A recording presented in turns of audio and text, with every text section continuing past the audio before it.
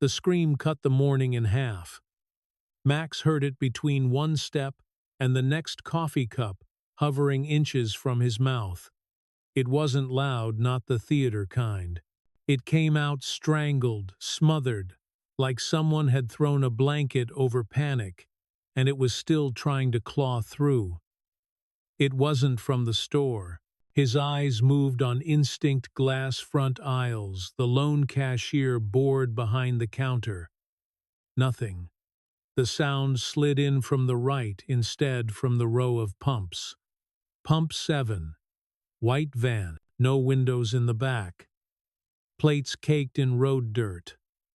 Max stopped moving. The air went thin in his chest. Jake turned first head, snapping toward the van. Diesel's plastic stir stick slipped from his fingers and hit the concrete with a tiny click that sounded obscene in the quiet lot. The scream came again. Raw, muffled, desperate, Trunk Diesel said. No one asked how he knew. Nobody needed an order. Jake swung his leg over the bike engine, kicking to life with a low growl. He rode it in one clean arc, sliding behind the van so the rear doors had nowhere to go. Back wheel skidded, caught held. Max moved left, cutting wide to block the lane out to the street. His coffee hit the trash can without him looking. Hands free now, heart up in his throat. Diesel walked straight for the store, shoulders loose, hands, visible eyes already scanning reflections in the glass. Up close, the van was worse. No stickers, no business logo, just anonymous white metal that had seen too many miles and not enough questions. Max heard the faint whine of an engine trying to turn over, then catch. The van shuddered. Jake revved his own bike in answer, front tire bumping gently against the rear bumper. SFX in Max's head engine roar metal touch. The van rocked a little and stayed where it was. Max grabbed the store door and pushed it open. Chime.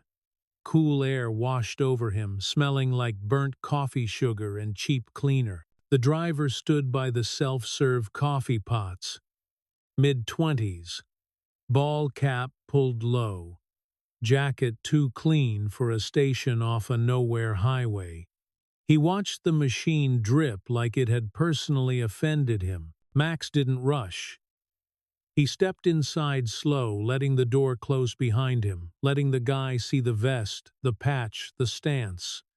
Behind his back through the glass, the van's engine coughed harder. Jake answered outside with a louder reverend. Tires squealed on pavement as he inched closer, boxing it in. The driver glanced up. His eyes flicked over Max's chest down to the boots out the window where Jake's bike blocked his going anywhere. Fight or flight never showed as clearly as people thought. For this guy, it was in the shoulders. They tightened body, going thin, calculating. He didn't go for the front door. He spun and sprinted for the employee exit in the back. Max moved, but Diesel was already there. The door cracked open, and a fist met the driver halfway. One hand on the collar, one in the gut. Air left the man with a sick sound. He folded and hit tile. The scream from the van cut off, like someone had hit mute. Max's blood ran colder at silence than it had at noise. He was out the door in 3 long strides, boots pounding concrete. The van vibrated under its own idle rattling on worn shocks. Watch the front, he tossed over his shoulder. Someone grunted agreement, Jake probably, but his focus tunneled down to the rear latch. His fingers slipped once on the metal. Sweat. He wiped them on his jeans, took a breath he didn't feel, and yanked. The lock gave with a rough pop. Doors swung open. For a half-second he saw shapes, shadows, blankets. Then his eyes focused. 2 kids, a girl and a boy, jammed against crates. Duct tape across their mouths. Wire biting into their wrists.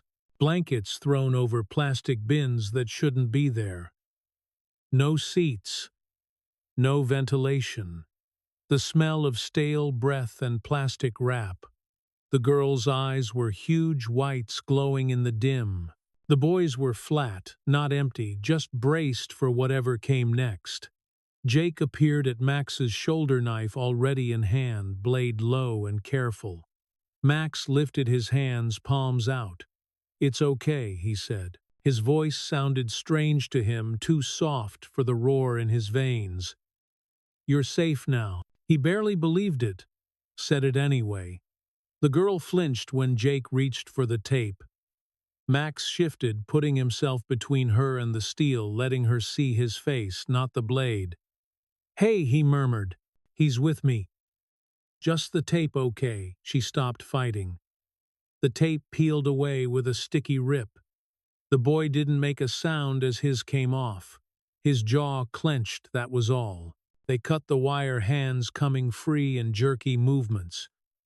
Max helped them down one at a time. Their legs were pins and needles, knees buckling as soon as their feet touched the ground. "Easy," he said, catching weight that shouldn't have been heavy, and somehow was. They loaded the kids into the clubhouse van, the one they used for runs and charity events.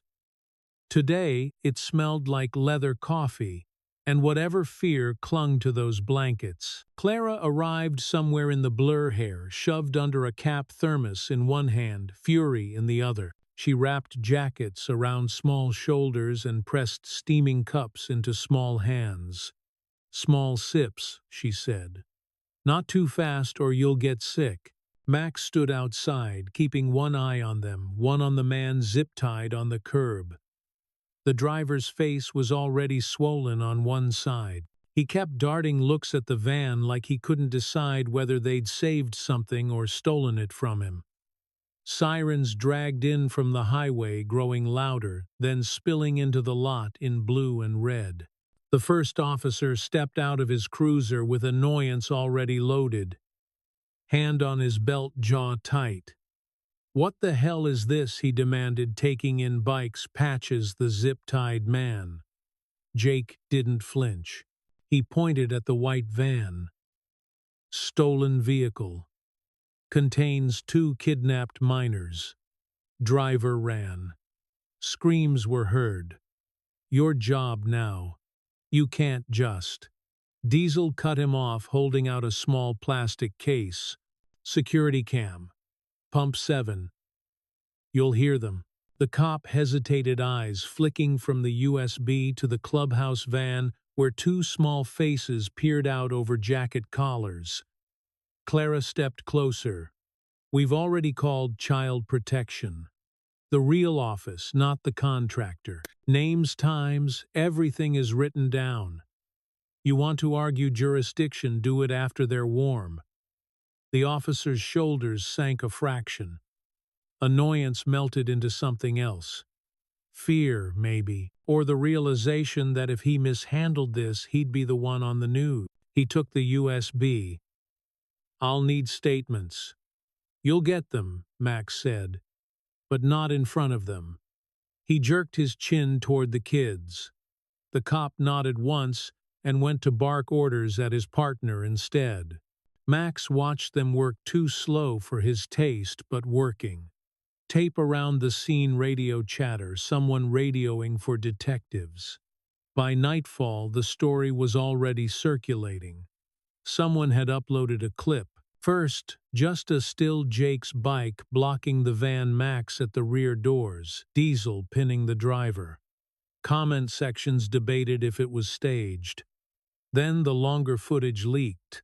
The scream, the van reverend, the lock popping, the kids. No one called it fake after that. Later, when the cruisers thinned and the questions paused, the garage settled into an exhausted quiet. The smell of oil and metal grounded the air. Clara sat at a scarred table with the girl. A small box of colored pencils lay open between them. The boy sat in the corner, plastic spoon still clenched tight in his fist, eyes on every shadow. Max leaned in the doorway, muscles humming, unable to sit. Got her to draw, Clara said quietly, not looking up. Helps sometimes.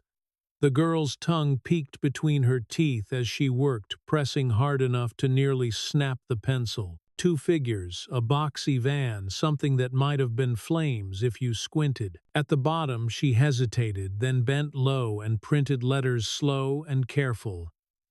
Max moved closer. One word. Wobbly but clear. Root. The word sat on the page like something buried that had just decided to push through. Max didn't know what it meant yet, but his gut filed it next to the scream, the van, the locked doors. Something under all of this had that name. Clara kept the office dim on purpose, just one desk lamp throwing a warm pool of light across the table where the kids sat wrapped in oversized jackets. It made the world smaller for them, quieter. Leo traced the rim of his cup with one finger, eyes sharp behind the exhaustion. Nessa leaned against Clara's arm, barely speaking except for short nods. Max stood near the doorway, leaning a shoulder against the wall. His hands wouldn't stay still. The adrenaline had burned off hours ago, leaving something heavier behind, a weight that kept circling the same question: who puts two kids in a van like that? Diesel worked in the back lot under a tarp, every metallic clank echoing through the garage. He'd stripped the van down to its bones, doors off, interior gutted, floor panels pulled. Jake moved between spaces like a restless shadow, checking angles, doors, windows. Clara finally broke the silence. "Max," she said quietly, "come here." He stepped in. She slid a set of photos across the table. 7 faces, 7 kids. Different ages, different states, all captured in quick snapshots that felt wrong, too stiff, too deliberate. "Found these in a floor compartment," Clara said, "hidden under the crates." Diesel appeared in the doorway, wiping grease from his hands. Tracker, too, wired directly to the chassis. Someone was following this van. Clara tapped the corner of one photo. "This one, Zadie. I remember her name. Temporary relocation list, but the family she was placed with wasn't hers." I checked twice. Max stared at the images. "Any reports?" "3 of them," she said. "The rest, nothing. No entries. No missing status filed." Jake's voice came from behind them, which means someone either buried the reports or never let them hit the system. Clara picked up a single photo that had a route ID written in red ink, R9SW3. Numbers and letters incomplete but enough to feel like a label. This one says drop point 4 and 2 hours hold. Leo shifted at the end of the table. He wasn't looking at the photos.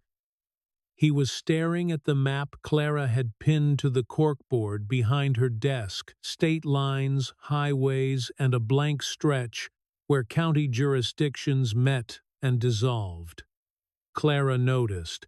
She grabbed a marker. "You want to show me something?" The boy hesitated, fingers flexing once around the plastic spoon he still carried like a lifeline. Then he pointed, slow, deliberate, at a small, unlabeled dot on the map. A gas station in the middle of nothing. The kind of dot you only saw if you zoomed far enough in. No brand, no name, just G76. "You've been there?" Clara asked softly. Leo nodded. Max's jaw tightened. Before the van, another nod. "This one's smaller." Diesel exhaled through his nose.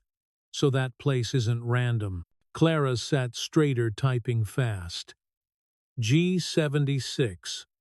No listing on state registries. No business filings. Not even on local tax rolls. Jake muttered, "Ghost station." Clara didn't stop typing.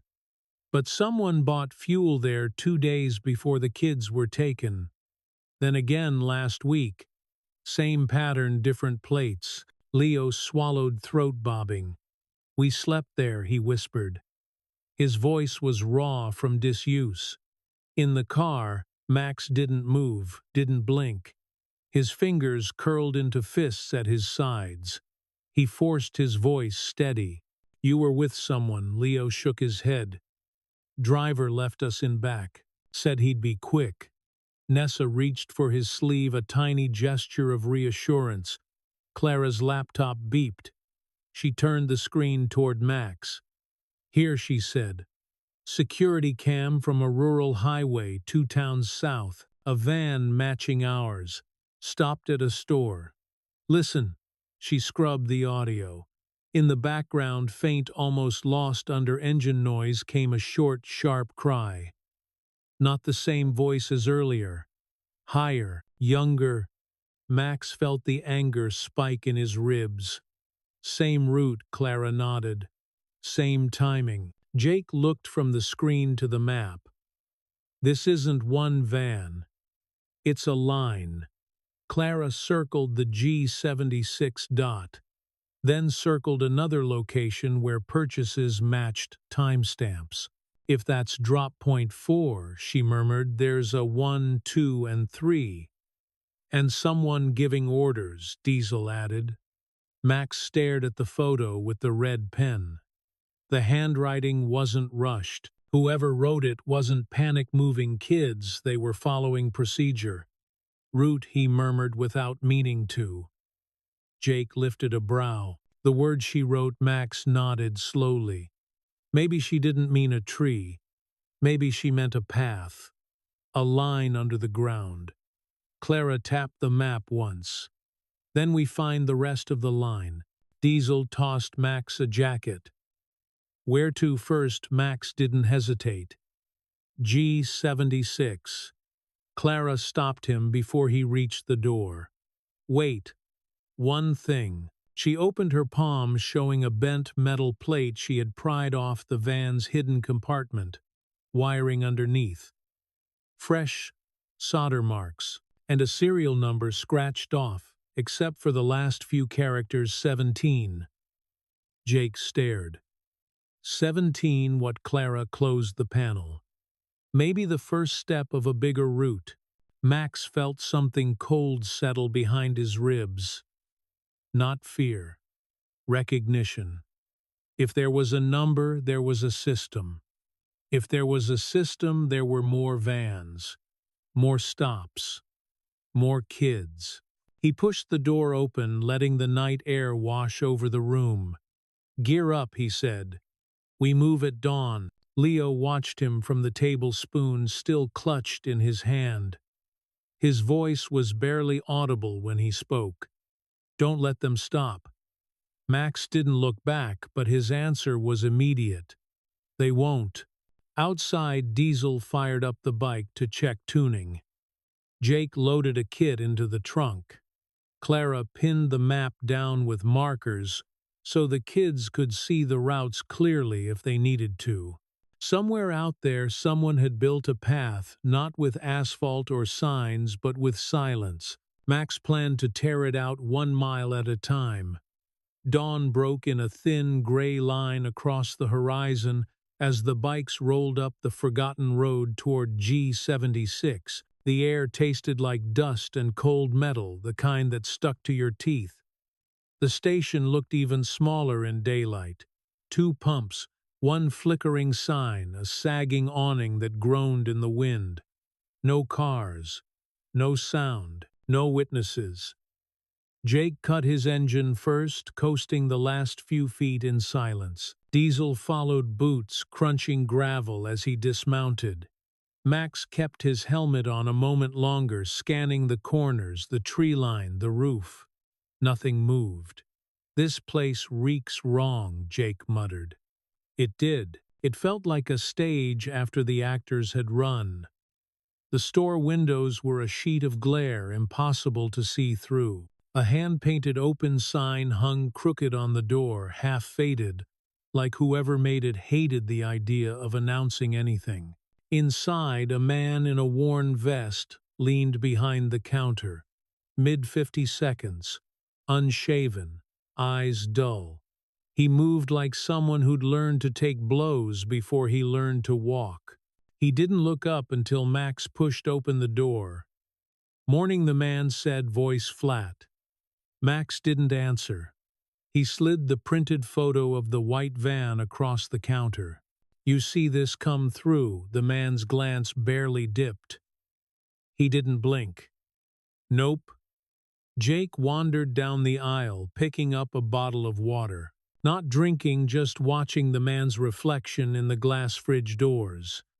Diesel stopped by the front door and quietly slid the lock down. The man finally lifted his gaze. "What's that for privacy?" Diesel said. Max didn't raise his voice. "You're sure you never saw this van? A lot of people drive through," the man said. "I don't ask questions." "Yeah," Jake lifted the bottle. "So you didn't see the kid's sock under the front seat either?" The man froze. His fingers twitched once, then stilled. "I don't know anything about."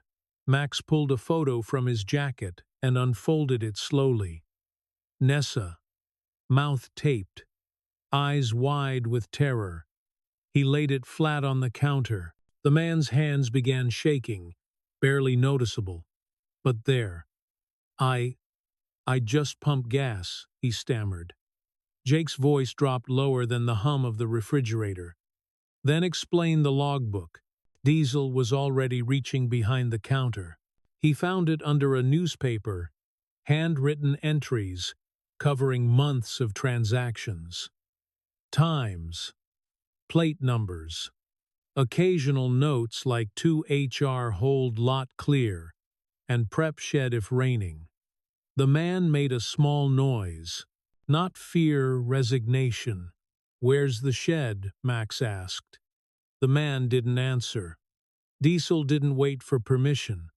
They found the padlocked structure behind the building, shadowed by an old pine tree. The lock looked neglected, rusted shut. It snapped open too easily when Diesel tested it. The shed smelled like bleach and damp cement. Inside sat 2 plastic crates, a jug of water, and a half-rotted cot with frayed bedding. Above it, carved into the wall with something sharp, were a series of tallies. 17. Max's stomach tightened. Under the last mark, scratched deeper, a name, Bell. Jake whispered, "That's from the Cypress files." Max didn't need reminding. He reached out, tracing the letters with one finger. The grooves felt fresh. "This wasn't a stop," Diesel said quietly. "It was a holding pen." Jake's jaw worked. "How long's this been going on?" The man from inside the store appeared in the doorway, shoulders hunched, hands up. I didn't choose this," he murmured. Max didn't bother turning. "But you kept the log." "No names," the man pleaded. They told me not to ask. Cash came in envelopes. I just kept the lot clear, gave them the key if it was raining, filled tanks when they asked. That's all." Jake stepped toward him. "You think that makes it better?" The man flinched. "They said if I talked, people would disappear. They already did." Diesel growled. Max stepped out of the shed, the morning light suddenly too bright. He grabbed the logbook from Diesel's hands and flipped through pages. Dozens of entries, dozens of holds, different plate numbers, patterns repeating. A system, organized, rehearsed. His voice was steady when he asked, "How many vans?" The man swallowed. "I don't know. Maybe a dozen, maybe more. They change plates, but the same drivers, same instructions." Routes, Max pressed. "Code names," the man whispered. "Numbers and letters. Drop points." They said I wasn't supposed to understand. Jake pointed at a scribbled line. "Drop 3. Pickup confirmed. Prep room ready. Who writes that? Jake asked. I don't know their names, the man said, shaking. They didn't want me to know. Smart for them, Diesel muttered. Clara's voice chirped through Max's earpiece. You're at G76, right, Max exhaled slowly. We've got a logbook, multiple holds, a shed with 17 tallies, and a name. Let me guess, Clara said. Bell. Max froze. How did you? Her file pinged a dead root ID 3 months ago, Clara said. Same region, same time window. Jake looked at Max. It's all connected. Clara continued, voice tightening. I also just pulled surveillance from a station 40 miles south. Background audio shows another scream 2 days before this. Same van model. Same time pattern. Max clenched the logbook until the edges bit into his palm. Jake nodded toward the map, pinned inside the shed, scrawled notes the man had tried to erase. Faded letters, but still visible, R17. Diesel leaned in. Route numbers. Route 17, Max said quietly. Jake looked at him. You think that's what the girl meant? Max wasn't sure, but the weight in his chest told him they were standing in the middle of something built on repetition and silence. We follow the next stop, he said. Diesel jerked his thumb back toward the store. What about him? Max glanced at the trembling man in the doorway. Guilt fought terror in the man's eyes, neither winning. Leave him, Max said. He's not the one we're after. Jake smirked darkly. He'll rethink his career choices. Max didn't respond. He walked out into the morning sun, gripping the logbook like a thread that could unravel an entire web. Behind him, the man sank to his knees in the dirt. Diesel revved his engine, once low, warning final. Jake swung onto his bike. Where next? Max flipped the log open to the last entry. A timestamp, a direction, a plate swap, a code drop. 4. Ready. He closed the book. We find whoever's writing the next line, he said, and we shut it down. Then he kicked the bike to life gravel, spraying under the tires as they rode toward the next dot on the route, whatever waited at the end of it. The farm sat 3 miles northeast of G76, one long dirt road stretching through dead grass and rusted fencing. From a distance, the place looked abandoned, a sagging barn, a peeling house, and a back gate hanging crooked on loose hinges. But the moment Jake eased his bike off the main road, the gate moved. Not from the wind, someone pulled it shut. Max accelerated. He's running. The truck shot out from behind the barn, throwing gravel like shrapnel. Diesel gunned his bike, angling wide. Jake cut left, blocking the tree line. Max took the ditch, spraying mud as he closed the gap. The truck fishtailed, trying to outrun them, but the field was too soft. Tires sank deep.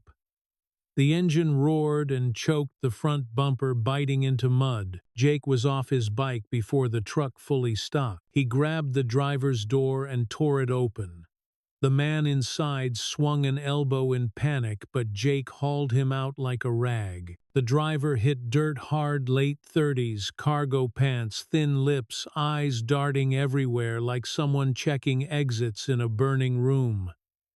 Don't move, Jake warned.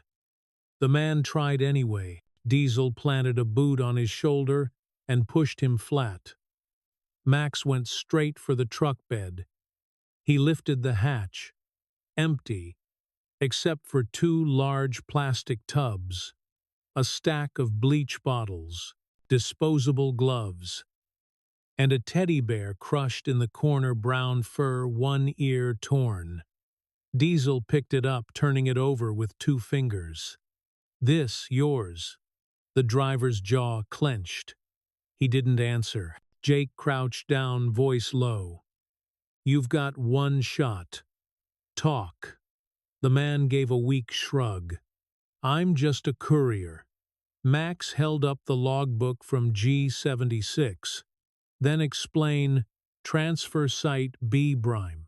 The man's eyes widened just enough to tell the truth. He knew exactly what it meant. I drop at a warehouse, he muttered.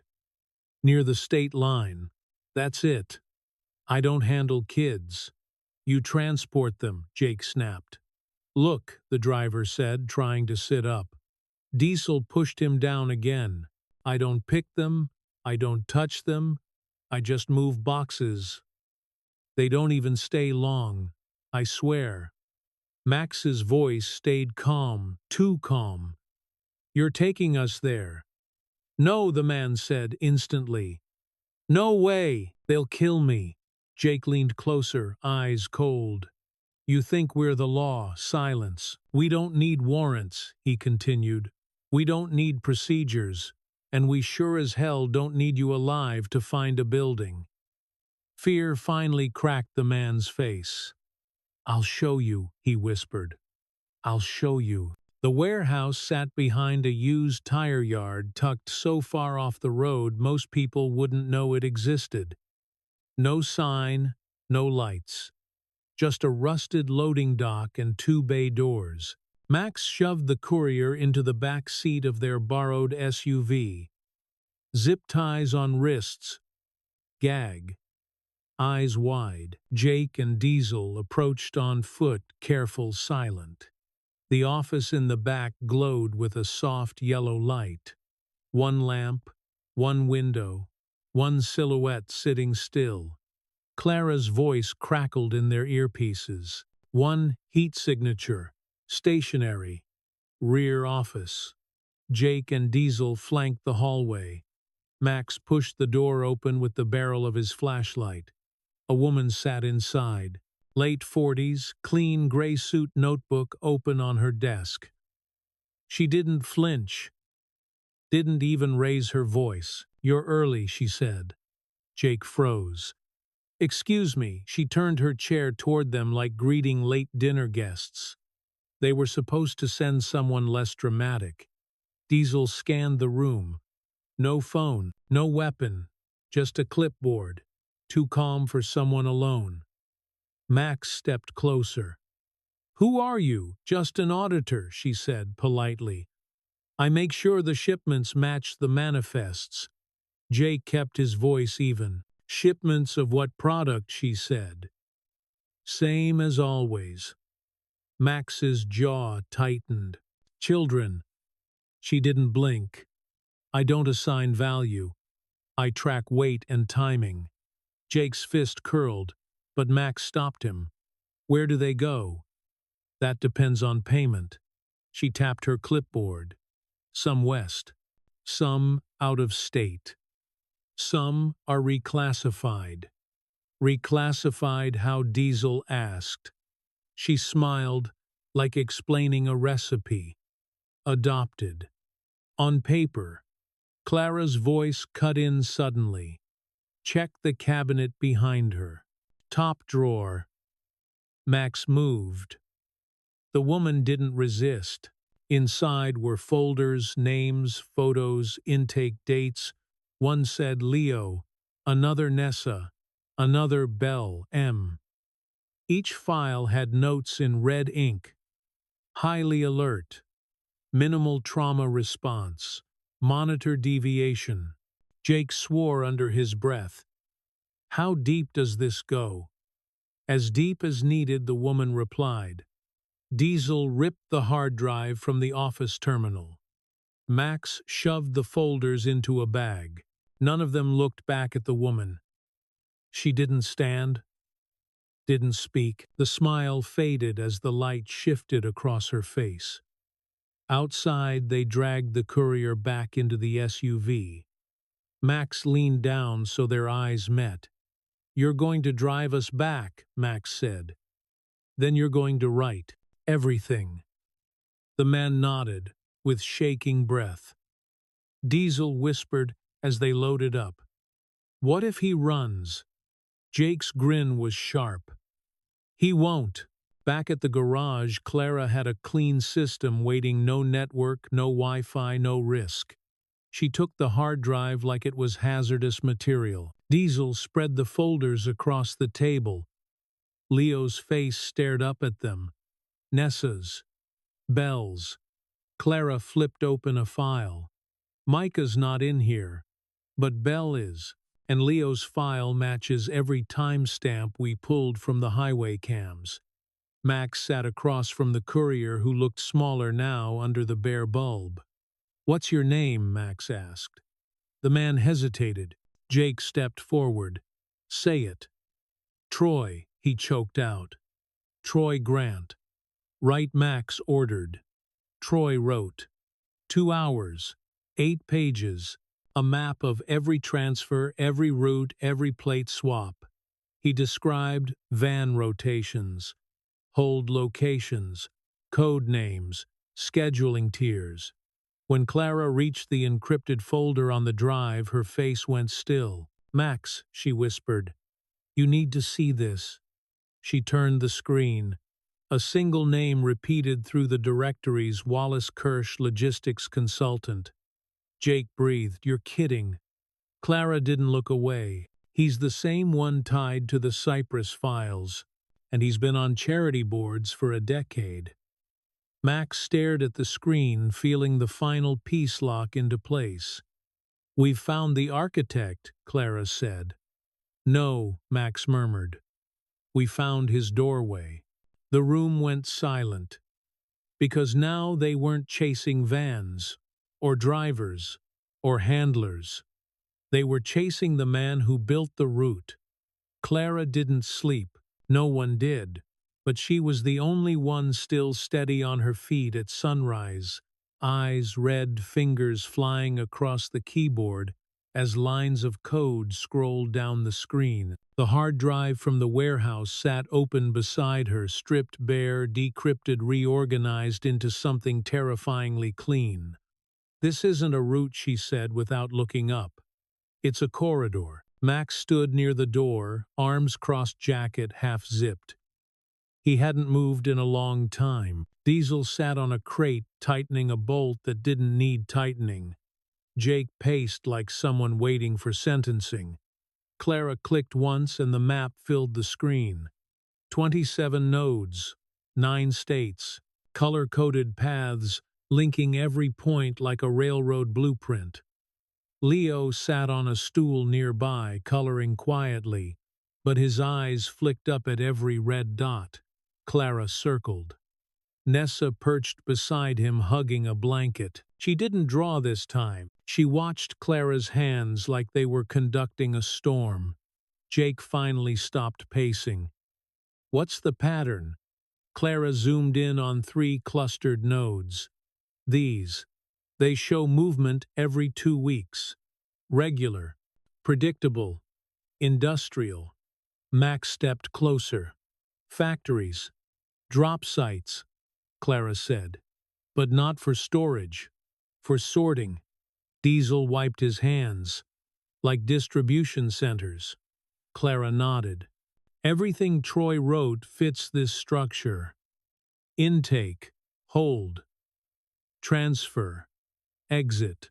One corridor feeding multiple branches." Jake's voice dropped. "Kersh built a supply chain." Clara didn't argue. Leo suddenly pressed his marker to the table. "There's more," he said. Everyone turned. He pointed at a symbol on the map, one tiny circle, with a slash through it drawn in faded ink on the original files. "I saw that one," Leo whispered. "Before they moved us." Clara magnified the symbol. "It wasn't a station. It wasn't a drop point." "What is it?" Max asked. Leo swallowed. "The cabin." Jake cursed under his breath. "That's the place he mentioned, the one the other kids talked about." The boy nodded, fingers curling around his marker until the plastic squeaked. Max crouched next to him. "Can you show us on the big map?" Leo hesitated, looked at Nessa. She gave a small nod. He slid off the stool and walked to the board. His hand hovered for a moment, then tapped a remote corner of the map. Deep forest. No major roads, miles from anything. Clara pulled satellite images. A dirt trail, barely visible, a clearing swallowed by trees. "That's a trap," Jake muttered. Diesel stretched his shoulders, or the next place on their schedule. Max exhaled once through his nose. "Either way we're going." Clara stood too fast, chair rolling back. "You're not taking every kid with you. Not after what we found." Max looked at her, silent. Clara grabbed a set of keys, a heavy ring with a single brass tag, row 7 compound. "We moved them off-grid," she said. "No phones, no networks, no names, not shelters, not yet. Someone in the system is watching. We can't risk a leak." Jake nodded slowly. "Row 7 still has generators, solar backup too," Clara said. "Water tanks full, doors reinforced." Diesel raised an eyebrow. "You're staying with them," Clara answered without hesitation. "Yes." Nessa stood gripping her blanket. Leo moved behind Clara like a shadow. Max stepped closer. "You sure?" Clara held his gaze. "If someone's monitoring the data, the route, the logs, they'll come looking. I'd rather that happen here, not while you're chasing Kersh's corridor." Max placed a hand on her shoulder, brief, steady. "Watch them." Clara nodded once. "Bring me something I can burn him with." They loaded the kids, carefully, quiet voices, steady hands, no sudden movements. Leo insisted on carrying the chalkboard from the garage wall. Nessa helped him balance it, her small fingers holding the bottom edge. When the nondescript truck pulled out of the garage's back gate, Clara drove. The kids sat buckled in, eyes wide, scanning the trees as though expecting someone to materialize from the shadows. Max watched them disappear down the old service road. The moment they were gone, something changed in him. Not louder, calmer, colder, a line drawn. Jake grabbed helmets. "We hit the cabin first," no, Max said. Diesel lifted his chin. Then Max went to the table and tapped the logbook they'd taken from G76. "Before the cabin," he said, "Troy mentioned one more thing." Jake frowned. "What a meeting." Max flipped the pages to a scrawled note in Troy's handwriting. "Quarterly. In person. Logistics heads." Diesel blinked. "They meet physically. That's stupid." "It's arrogance," Max said. "They think they're untouchable." Jake leaned in. "Where's it happening?" Max read the scribbled address. "A hotel near the rail tracks. Room 609. 2 days." Diesel cracked his knuckles. "Then that's our first stop." Jake grinned a dangerous kind. "We're crashing a board meeting." Max picked up his jacket. "Let's make it loud." They left the garage in formation, Max leading Jake and Diesel, flanking him, the station wagon trailing behind as their quiet shadow. Troy sat zip-tied in the back seat of the wagon, eyes forward, like a man being driven to confession. No sirens, no lights, no noise but the low hum of engines and the road unfolding beneath them. Clara's last words echoed in Max's head. "If you can bring them in clean, bring them in clean. Evidence matters as much as bodies." Max didn't plan to kill anyone in room 609, but he wasn't leaving without names.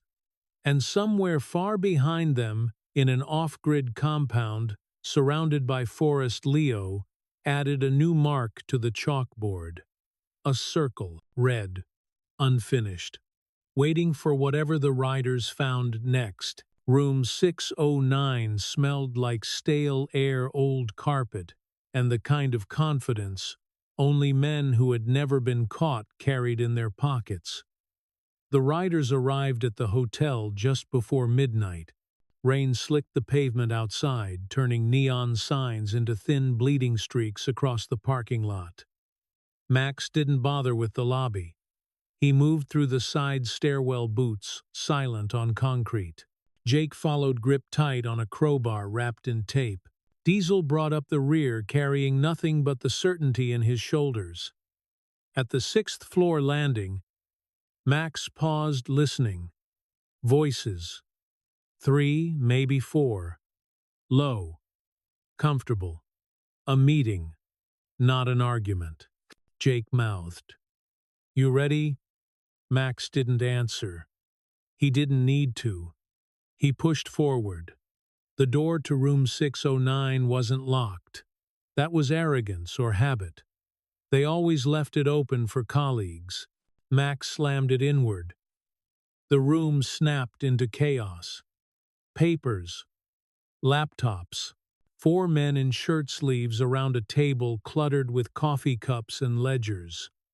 One reached for his waistband. Jake crossed the space in 3 long strides and slammed him into the dresser. The mirror cracked. Diesel hooked an arm around another man's neck and dragged him backward over a chair. The third stumbled, hands up.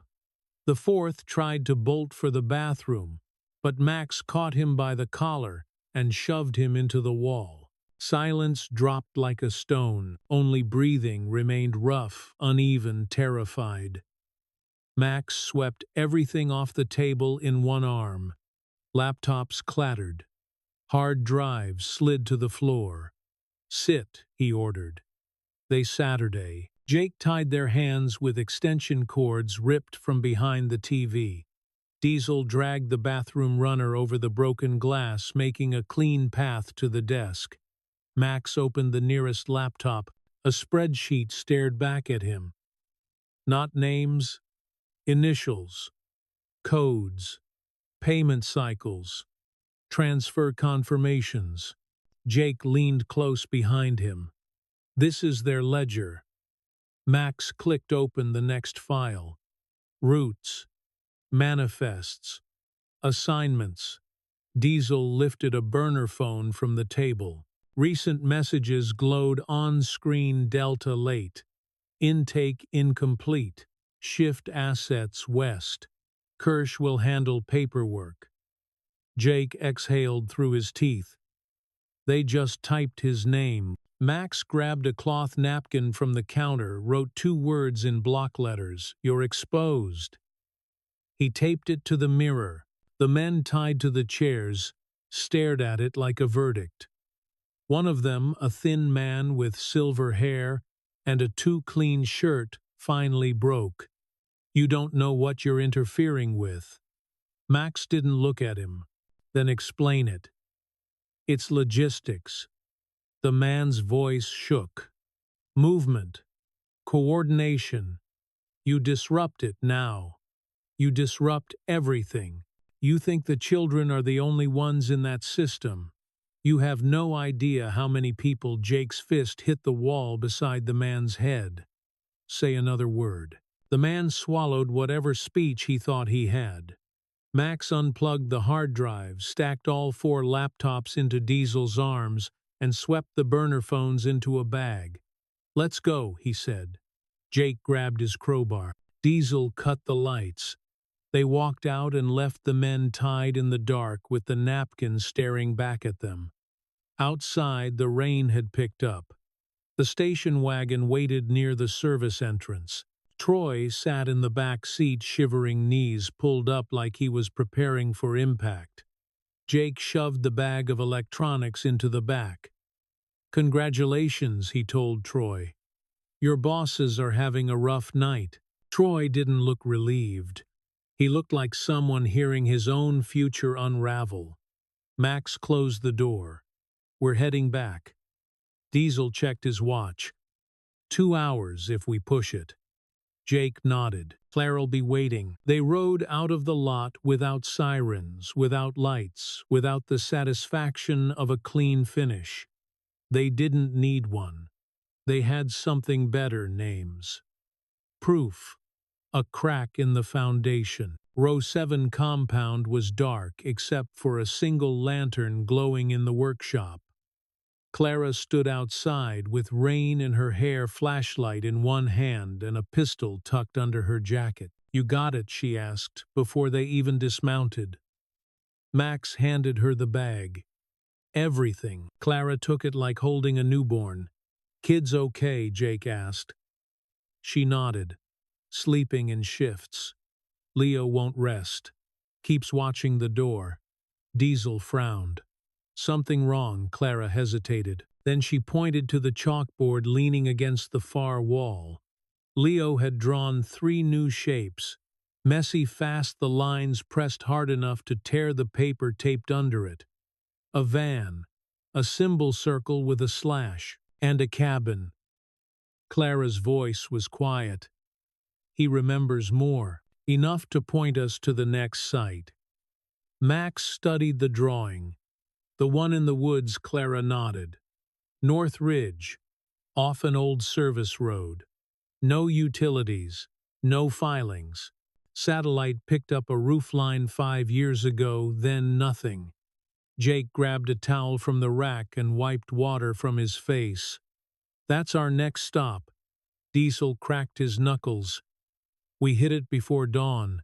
Clara stepped forward, lowering her voice. "Be careful. If they moved operations after the warehouse raid, the cabin might not be empty." Max didn't blink. "Good." He turned toward his bike. Clara caught his sleeve. "Max, whatever you find up there, don't go alone." He looked at her for a long moment. "I won't." Behind them, Leo stood in the doorway of the bunk room, small and silent, watching. The chalk dust still smeared his fingers. He didn't speak. He didn't need to. Max nodded once to him, promise made, promise kept. Jake swung his helmet on. Diesel revved his engine. Max climbed onto his bike. "Next stop," he said, voice low, steady. "The cabin." The climb toward the North Ridge felt endless. An overgrown service trail winding through wet pines, branches, scraping helmets, mud grabbing at tires. The forest swallowed sound, turning every engine rev into something muffled and distant. Max rode point, scanning every shadow. Jake stayed tight on his flank. Diesel followed, steady and silent. When the dirt road finally opened into a clearing, the cabin appeared like it had been waiting. Small, windowless on one side. A rusted stovepipe breathing the last curls of dying smoke. One truck parked crooked beside it, hood still warm enough to tick. Jake whispered, "Someone's home." Diesel peeled left, circling the tree line. Jake went right, steps light despite the mud. Max approached the rear, hand hovering near his knife eyes, tracking every crack in the wood. The basement door sat half sunk into the ground. Unlocked. Too easy. He radioed low. Going under. The hinges groaned as Max slipped inside. The stairs creaked, once echoing like a warning. The basement smelled of kerosene, sweat, old fear. Mattresses on the floor. A folded cot. Toys in a corner, plastic animals, a blue truck missing one wheel. Medical kits stacked against the wall. No cages, but the quiet was wrong. Max knelt and ran a hand along the dirt by the nearest mattress. Warm, recently occupied. A sound shifted behind the false panel near the back. A whimper. He froze, pushed the panel gently. 2 boys and 1 girl crouched inside, wrists bound loosely, faces pale from stale air. They didn't scream. They didn't move. They just stared like animals braced for the next hit. Max crouched low. "You're safe." The oldest boy shook his head. Tiny, trembling. He said someone else was coming. "Who?" Max asked softly. The boy's breath quivered. "Upstairs." A thud exploded above them. Jake's voice sharp. "A struggle. Max scooped the kids out fast, one arm around the smallest girl, guiding the boys ahead of him up the stairs. He burst through the doorway into the main room. A man was half standing from a chair, reaching for a pistol tucked under a blanket. Jake slammed him against the table before he touched it. Diesel had already grabbed the man's wrist, twisting it until the gun flew across the floor. The man barked. "You don't know what you're Jake's boot," hit his ribs, cutting him off with a wet gasp. Diesel yanked the man upright. "Where are the rest?" The man spat blood. "Gone. Already gone." Jake's jaw flexed. Gone where the man grinned a cracked grin. "I keep this batch fresh. That's all I know." Max stepped between them before Jake broke something vital. The kids clung to him, the smallest girl, gripping his vest like it was oxygen. Her wide eyes drifted to Diesel's chest, the lion patch on his vest, gold thread snarling jaw. "You," she whispered. "You were in the dream." Diesel blinked, thrown off. "What dream?" "You came," she said softly. In the dark, Diesel dropped to a knee so he wasn't towering over her. "You're not dreaming now." Her lip trembled, then she folded against him without fear. Jake looked away for a moment, sharp edges softening just enough to breathe. Max called Clara, voice steady. "3 kids. Need extraction. Cabin compromised."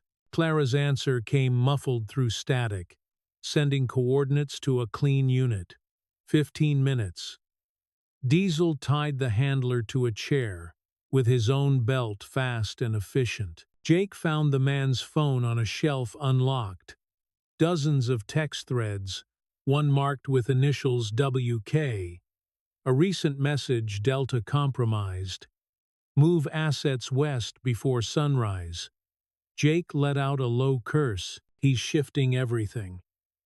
Max gathered the kids at the door. "We need to move." Diesel grabbed a gas can from the porch. "We burning this?" Max glanced at the toys in the corner, the carved tally in the wall, the blankets folded too neatly. "Not yet," he said. "We let the feds document it first." Jake snorted. For once, they guided the kids out through the clearing, staying low, staying close. The air felt heavier now, like the cabin had exhaled its secrets into the trees. Halfway to the bikes, the smallest boy tugged Max's hand. "He said the road never stops," the boy whispered. "Said they always find a new one." Max crouched, meeting his eyes. "They won't this time." The boy didn't fully believe him, but he nodded anyway. A sheriff's SUV rolled into the clearing. 5 minutes later, the clean deputy Clara trusted stepping out, hands up to show he wasn't a threat. He gathered the kids, gently wrapping blankets around shoulders, speaking with the tired warmth of someone who had seen too much but refused to step back. While statements were taken, Diesel watched the cabin. Jake scanned the tree line. Max stayed with the kids until they were loaded safely. Clara's voice buzzed again. "Be advised, we're being looked at." Max stiffened. "By who? Not law enforcement," she whispered.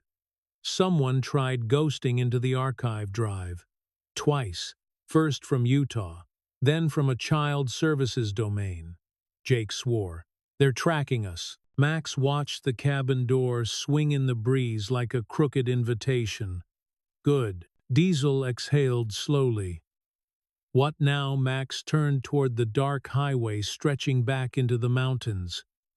"We keep going," he said, "until whoever's running this has nowhere left to run." The deputy shut the SUV door behind the kids.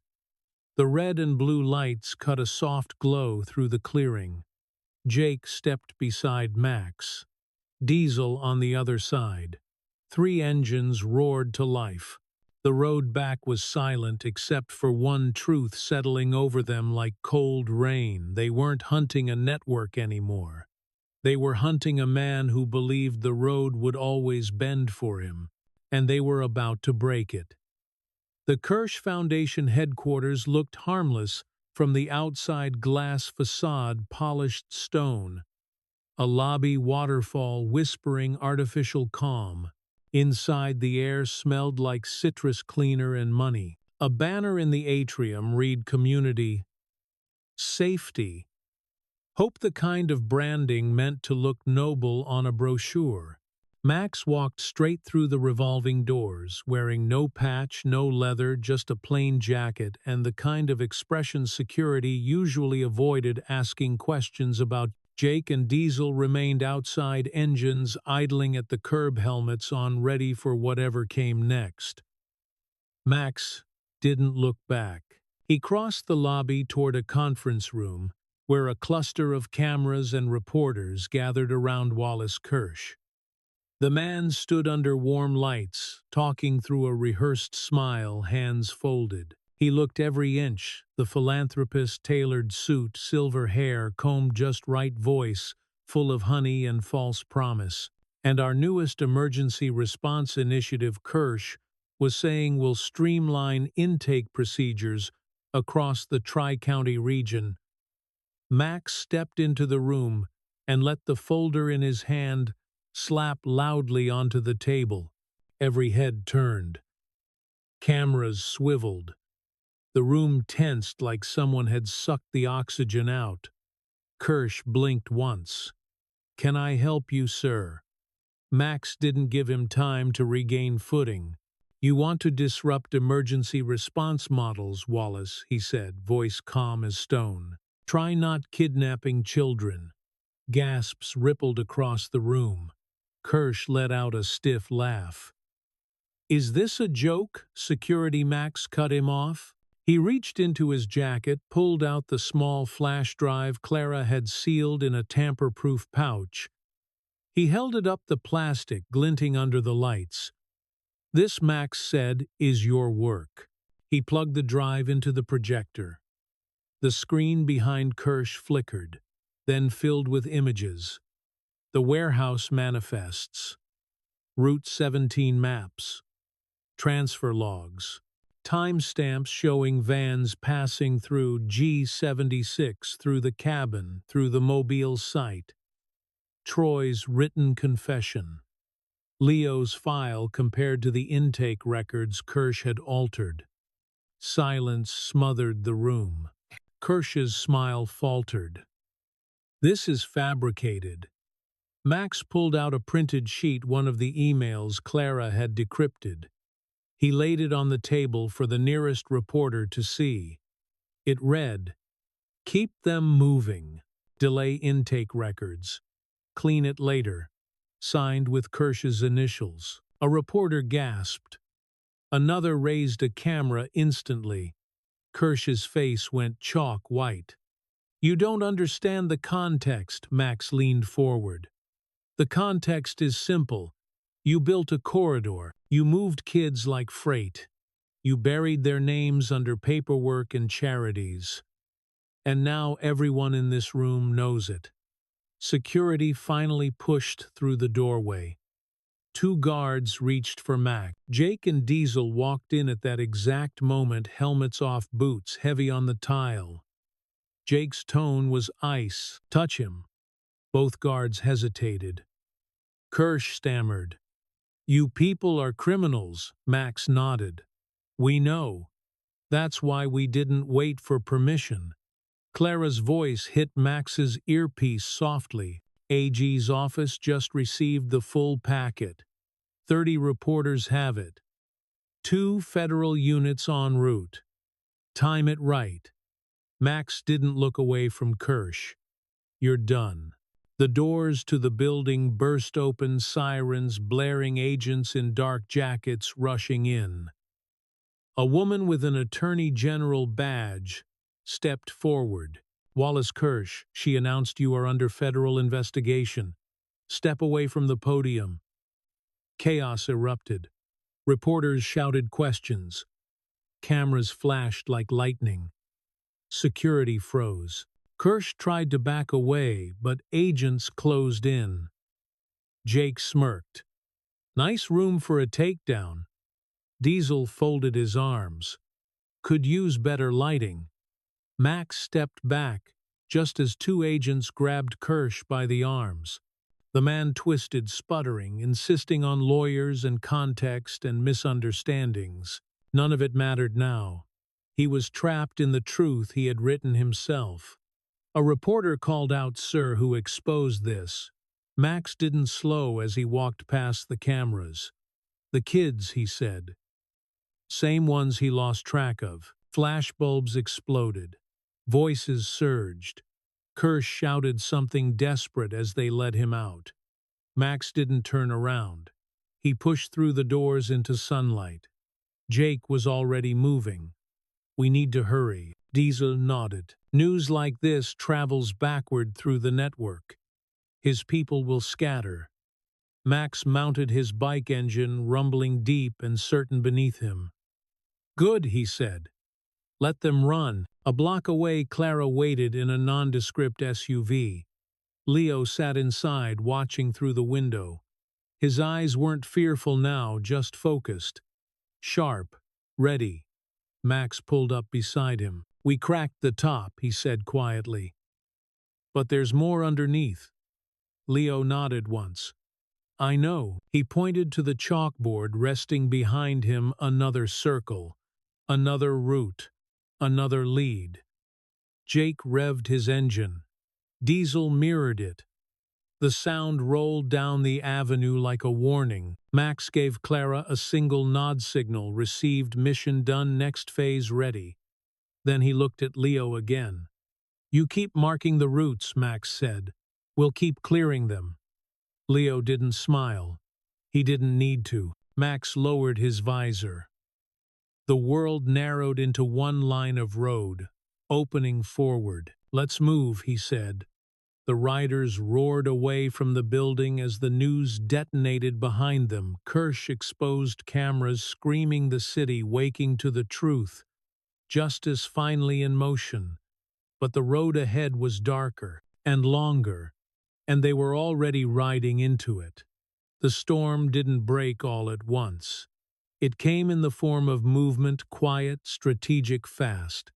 After Kersh's collapse, the network didn't retreat. It convulsed. Files vanished from county servers. 3 shell companies dissolved overnight. And one name echoed across the Baton Rouge meeting transcripts, pushed to the front: Ellis Rowan. Quartermaster, route supervisor, cleaner. Clara traced his digital trail through burner accounts and half-buried transaction logs. Ellis wasn't a public face. He was the man who thrived behind the curtain, the one who moved assets when people like Kersh got sloppy. Jake caught it first, an alert from one of their off-grid crawlers. Warehouse in Pine Hollow, he muttered, eyes scanning. He's clearing it. Max leaned over the map. A cluster of faded industrial blocks sat along an abandoned spur line. Too remote for commuters, too quiet for cameras. A perfect place to erase evidence. He thinks no one's watching, Clara said. We prove him wrong. They moved with deliberate precision. Diesel loaded the bikes with jammers and thermal picks. Jake prepped breaching gear he hadn't touched in years. Clara packed the encrypted drive into a fireproof pouch and slipped it into her jacket. Leo watched from the doorway, chalk still on his fingers. He didn't speak. He just nodded once as Max passed, a silent understanding between survivor and hunter. The road to Pine Hollow felt heavier than the ones before. Fog pressed low, softening the glow of the headlights. No chatter on comms, no music. Just the hum of engines and the distant rattle of freight cars somewhere in the dark. The warehouse rose like a dead thing, rust-eaten siding, shattered windows, a long loading dock sinking under its own weight. But lights burned inside. Moving shadows cut across the high windows. Ellis was there. Max signaled with 2 fingers. Jake peeled left along the fence. Diesel circled wide. Clara parked 100 yards back, pulling up thermal feed on her tablet. Heat signatures. 4, maybe 5, she whispered. 1 in the office. That's your guy. Max's jaw tightened. We take him alive. Jake almost laughed. He'll make that difficult. Then we adjust. They breached quietly through a side door whose lock Diesel defeated in less than 2 heartbeats. Inside, the air smelled like dust oil and scorched paper. Someone had been burning documents recently. 2 men at the far end shoved boxes into a metal barrel, flames licking upward. Jake took them down before they could shout. Quick strikes. Quick silence. Max moved deeper. Every step felt like entering the lungs of a dying giant. The office sat elevated above the main floor, glass walls, metal stairs, a flickering fluorescent light. Inside, a man hunched over a terminal typing with frantic precision. Ellis Rowan, mid-42nds, neatly trimmed beard, calm eyes that didn't match the destruction around him. Max approached the door. It wasn't locked. Of course it wasn't. Ellis wasn't afraid. He swung it open. Ellis didn't flinch. I was wondering when you'd arrive. Max stepped inside. Then you know how this ends. Ellis continued typing, unhurried. You think you've dismantled something. You've dented it. He tapped another command. People like Kersh are replaceable. Systems adapt. Jake entered behind Max, weapons low but ready. Diesel covered the stairs. Ellis closed his laptop gently. But you did take something from us. He glanced up. Fear. Max didn't respond. Ellis nodded toward the drive in Clara's pouch, visible through the glass. And now you want the rest of the map. Max finally spoke. You're going to give it to us. Ellis smiled. No, but I'll give you something else. He reached toward his desk drawer slowly, almost theatrically. Jake tensed. Diesel raised his weapon, but Ellis didn't pull a gun. He pulled a burner phone and set it on the desk. 1 contact. 1 message thread.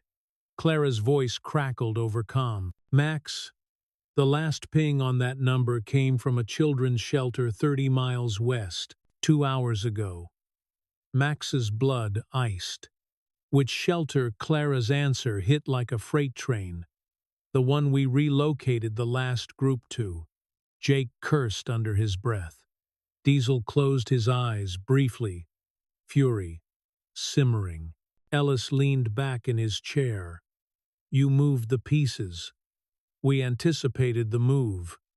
Max lunged, grabbing Ellis by the collar, slamming him against the glass hard enough to make it groan. Ellis didn't resist, didn't blink. Go ahead, he whispered. Every second you waste on me is a second they don't have. Jake moved first. We're leaving. Diesel restrained Max gently. Later, he murmured. We deal with him later. Clara's voice sharpened. Go, now. I'll lock this place remotely. Max released Ellis and turned to run, but Ellis spoke once more, quiet, cutting. You can't save all of them. Max didn't look back. He sprinted down the metal stairs, boots hammering like a countdown. Jake and Diesel were already mounted when he reached the exit. Engines roared awake in a single synchronized detonation. Clara met them in the SUV door already open. I've got the shelter coordinates. No police chatter. No emergency calls. That's wrong. Very wrong. Max gripped the throttle. Move. The riders shot into the fog lights, slicing through gray walls of night. Every second felt like losing one more heartbeat on the other end. Behind them, inside the warehouse office, Ellis Rowan watched through the fractured glass, hands calm, breath steady. He picked up the burner phone. and smiled. A quiet line buzzed on Ellis's phone. They're already inside the shelter. The shelter sat at the end of a gravel road, lights dim porch, empty, the kind of quiet that wasn't sleep, it was absence. Max felt it before he killed the engine, a vibration under his ribs, a wrongness humming through the air like a wire pulled too tight. Clara stepped out of the SUV holding the tablet close. "No movement inside," she whispered. "No heat signatures, not even staff." Jake frowned. They wouldn't leave kids alone. Diesel scanned the tree-lined fingers brushing the handle of his toolkit. They didn't leave. They were removed. Max approached the front door. It wasn't broken. It wasn't unlocked. It was ajar, opened with deliberate care, as if someone didn't want to be accused of forcing entry. Inside, the shelter looked untouched.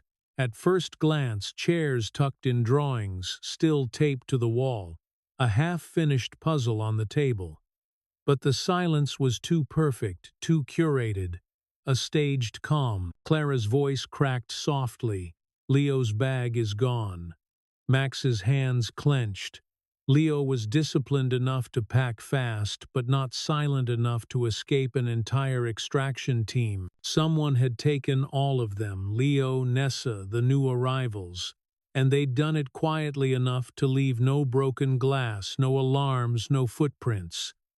Jake stepped deeper into the hallway. Back rooms. They moved as a unit, Max ahead, Jake flanking Diesel, watching shadows. Bedroom doors were open but stripped of life. Sheets missing, pillows missing. Even the little string bracelet Nessa had been making was gone, the table wiped clean. Whoever came understood them, understood the riders, understood that small artifacts mattered. They found the first sign of resistance near the kitchen. A chair overturned, a smear of graphite on the floor chalk, and beneath it, faint but undeniable, a single word scratched into the tile by a shaking hand: "Run."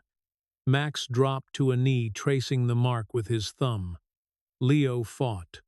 Diesel exhaled. Then he left a trail. Clara emerged from the office doorway, pale. Not a trail, a message. She handed Max a printed page pulled from the office printer. The ink was still slightly warm. It was a copy of the rider's own internal map, the one Leo had helped update. But this version had been altered. 3 new circles, a line pulled east, and a handwritten note under the last marker: "You taught him well. Now follow him." E. Jake's jaw tightened. "Ellis. He's turning this into a hunt," Diesel growled. Clara tapped her tablet. "Wait. There's more." She projected a time-stamped clip from the shelter's internal camera system one Ellis's crew had missed wiping. It showed motion at 0, 2, 1, 4. A shadow entering the hallway, a small figure stepping out from a bedroom. Leo. He wasn't screaming. He wasn't running. He was leading them away, arms raised in surrender, eyes steady. Nessa appeared behind him. She reached toward him, but Leo shook his head once sharply, a command he hoped she'd obey. Then the shadows swallowed him. Max's throat tightened. He gave himself up, so the others could hide. Clara nodded. And they found him first. Jake paced once, boots clicking sharp on tile.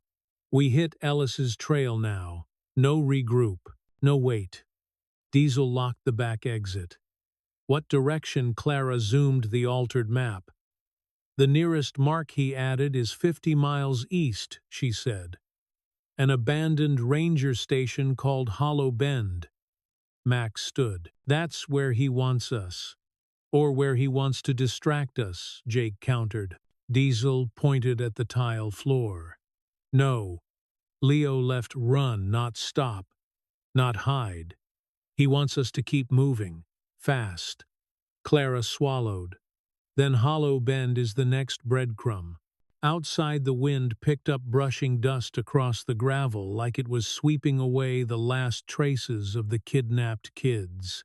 Max looked back at the shelter, once one last memory of this place meant to be safe, now hollowed out by the same hands they'd been chasing. He turned the ignition. The engine roared. Jake and Diesel flanked him, headlights cutting through the dark like knives. Clara climbed into the SUV and synced the route. "We get Leo back," she said, voice steady, "and we end Ellis."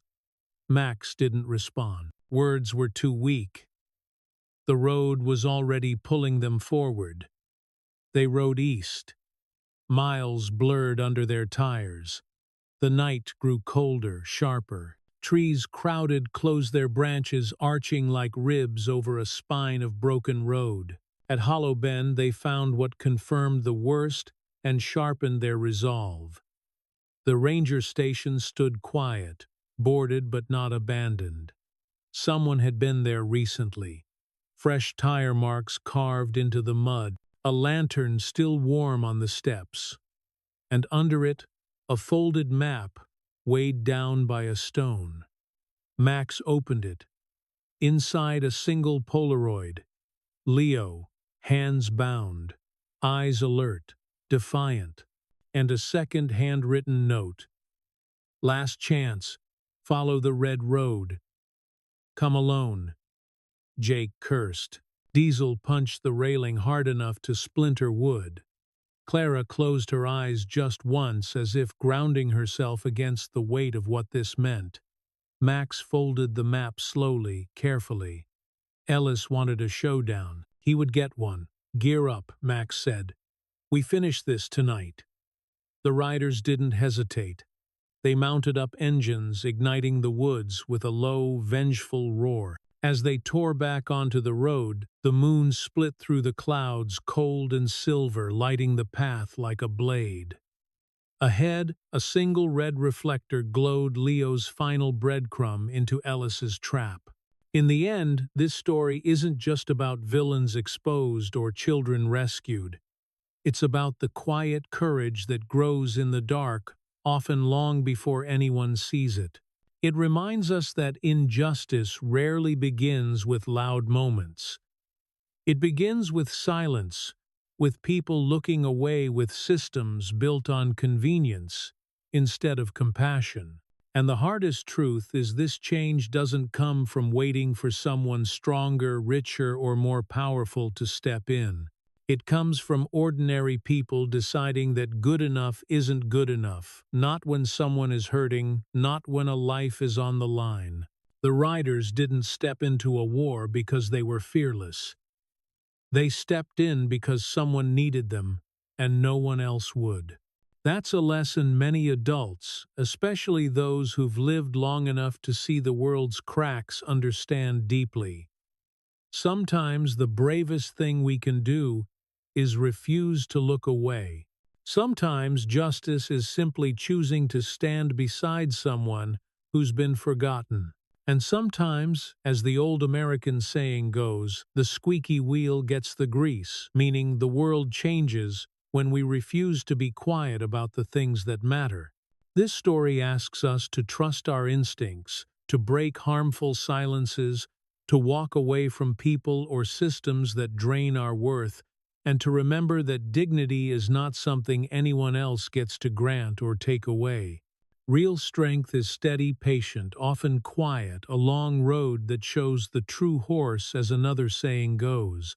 If this story moved you, I'd love to hear your reflections. What part stayed with you?